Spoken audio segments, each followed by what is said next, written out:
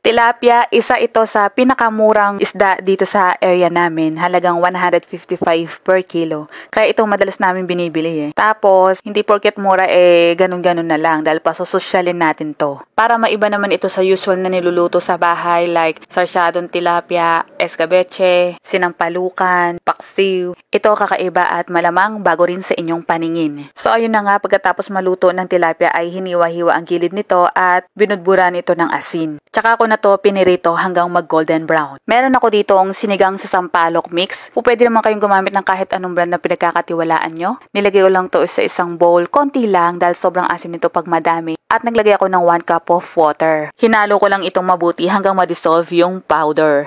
Ito naman mga dahon ng sibuyas ay hiniwa ko ng mahahaba, tapos hiniwa ko pa rin ng maninipis. Dapat manipis na manipis talaga para maganda ang kalalabasan mamaya.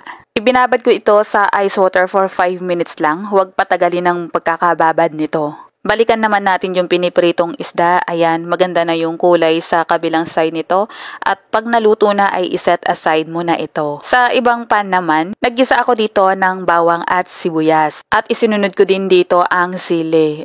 Optional lang naman ang sili kung may mga batang kakain. Ngayon naglagay naman ako dito ng red bell pepper at green bell pepper. Tig isang piraso lang ang nilagay ko. Isang green, isang red. At sinap ko lang ito ng maliliit. Iginisa ko lang ito ng saglit at ibinuhos ko na dito yung tamarind sauce na ginawa kanina. Again, sabi ko nga maghinay-hinay sa paglagay ng tamarind powder dahil nga sobrang asim nun, baka masyadong maasim ang magawa ninyo. Tapos tinimplahan ko na ito sa patis, pwede rin naman ng asin at saka ng asukal. Yan ang magbabalanse sa asim nito. Siyempre, naglagay din ako ng cornstarch slurry dito, paunti-unti lang hanggang sa makuha ko yung gusto kong consistency dito. Kayo ba mga ka-MU, anong luto na ba ng tilapia ang madalas ninyo talagang lutuin at paborito ng mga kids ninyo? Ako, paborito ko yung niluto sa sampalok o kaya sa kamyas. Oh, heto na nga. Sabi ko sa inyo, pasusosyalin natin itong isda na to. Hindi porket mura o mumurahin, no?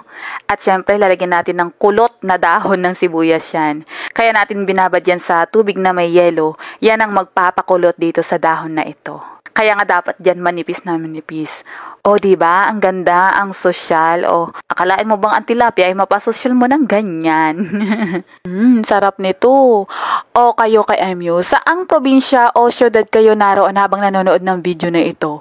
Kung OFW naman, saang bansa ka po naroon? Comment nyo naman yan.